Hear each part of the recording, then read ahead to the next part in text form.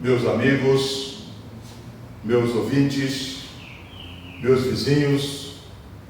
Na verdade, nesta hora, Deus tem para você uma palavra e que nós vamos transmitir para você que está me vendo e ouvindo nesta hora.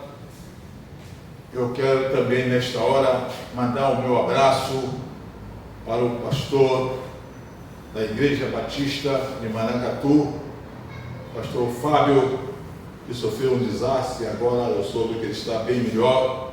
Quero mandar o meu abraço, pedir a Deus que abençoe, para que ele possa continuar também.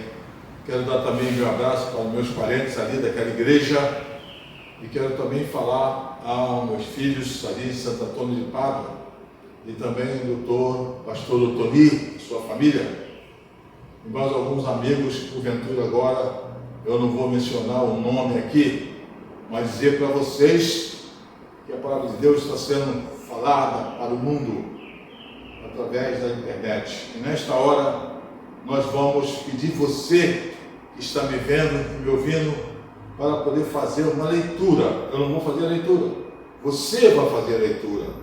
A leitura se encontra no livro de Atos dos Apóstolos, no capítulo 14. Atos dos Apóstolos, capítulo 14. Você vai ler simplesmente o verso 9 e o verso 10 do capítulo 14.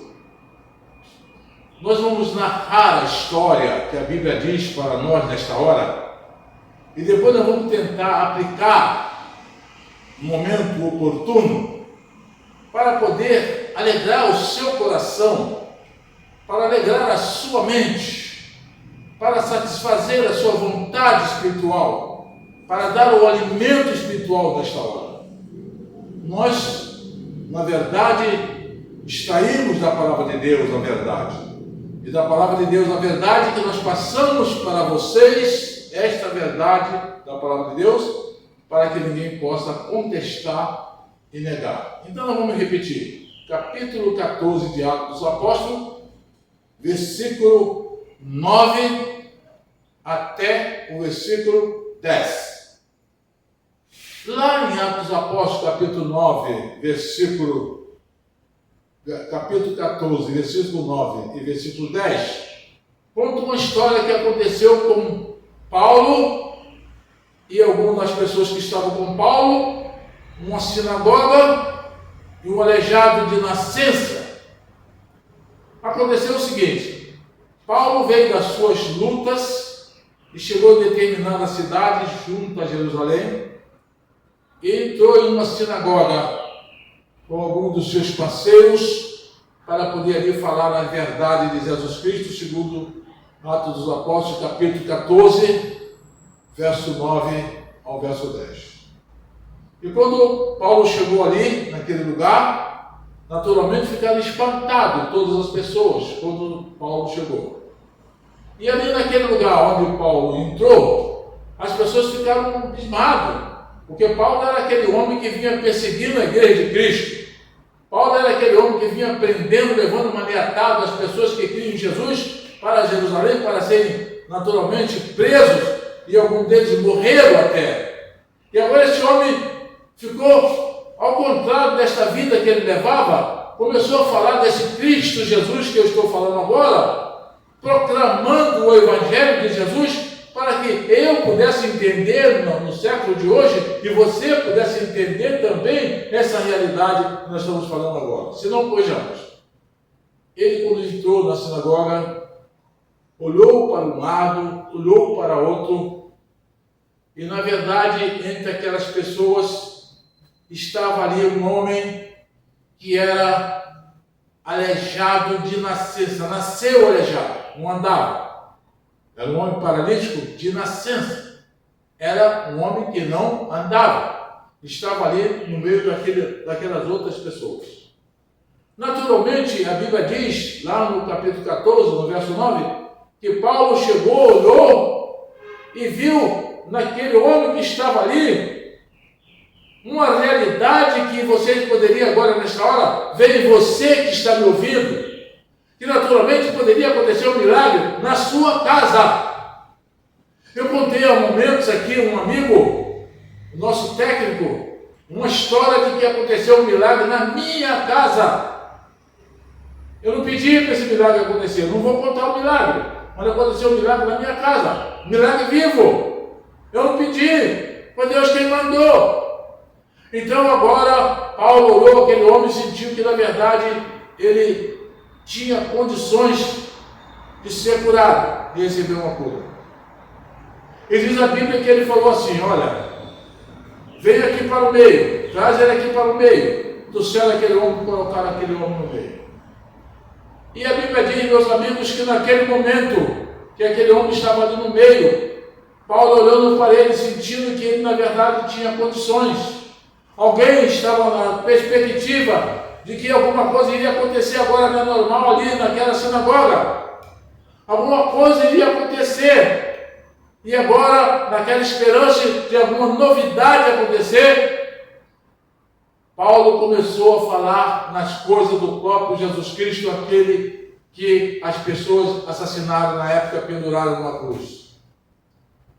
E depois dessas coisas, Paulo, para poder provar que Deus tem poder na pessoa de Jesus Cristo, ele mandou que aquele aleijado levantasse e andasse. Falou para ele: levanta, se ajusta sobre os seus pés, suas pernas e anda. Ele levantou, deu um grito e andou. E agora, como eu não quero tomar muito o seu tempo, meu ouvinte, meu amigo, meu vizinho, você que está me ouvindo, não quero tomar muito o seu tempo, eu quero fazer só duas aplicações.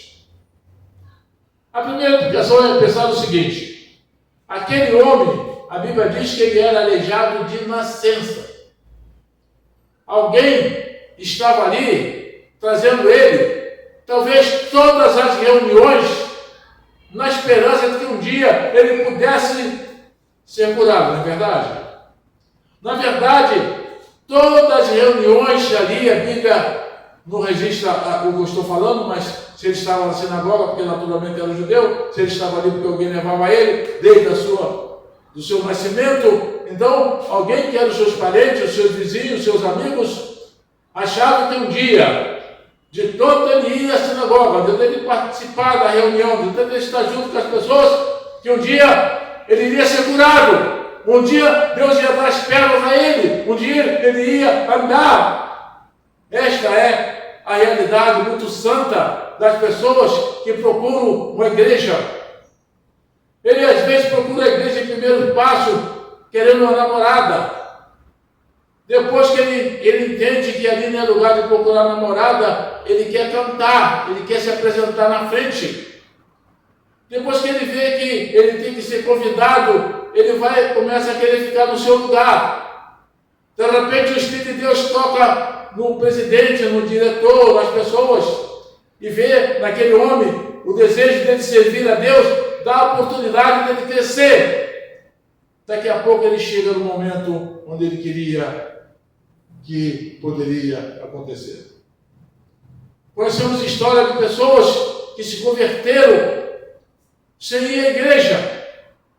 Estava em determinado lugar e ouvindo hinos. Ele gostou dos hinos e através dos hinos ele entendeu que Jesus queria que ele fosse à igreja. E ele foi para a igreja e se tornou um grande missionário. Por que eu estou contando essas coisas? Porque na verdade aquele aleijado era levado naquele lugar ali, naquela reunião, na certeza que um dia ele seria curado. Se não tinha cura na medicina, teria cura divina, que é o título da mensagem de hoje, cura divina. Então, na verdade, levavam aquele homem todos os dias, todas as reuniões, e nessa reunião, onde Paulo chegou, ele ali estava, aleijado, já um homem de idade. E agora, Paulo naturalmente olhou aquele homem, e naturalmente alguém falou com ele: esse homem aí é aleijado desde o seu nascimento. E ele viu o brilho nos olhos do homem. O Espírito de Deus tocou no coração de Paulo. de que ele poderia usar a palavra de Deus, o poder de Jesus Cristo, o poder da cura, e curar aquele homem que há anos vivia ali na reuniões da sinagoga, e vamos dizer assim, igreja. Eu vou perguntar uma coisa aqui um pouco discreta para você que está me vendo, para você que está me ouvindo. Você tem ido à igreja? Você tem seguido as palavras que a Bíblia manda? Você está apavorado com um problema na sua vida? Você procurou a igreja para tal maneira? Veja bem, aquele homem era carregado longos anos para a reunião da sinagoga. Um dia que ele jamais esperava aconteceu. Paulo, com o poder de Deus, mandou que ele levantasse, mandou que ele andasse, e ele andou em nome de Jesus. Esse é o primeiro ponto.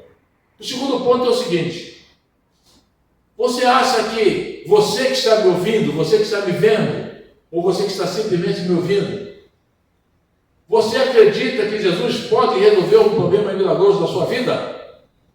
Você pode acreditar. Você crê que Jesus é o mesmo Jesus daquela época, ele é o Jesus de hoje? Naturalmente, a confirmação de que Jesus Cristo é eternamente o Salvador da humanidade.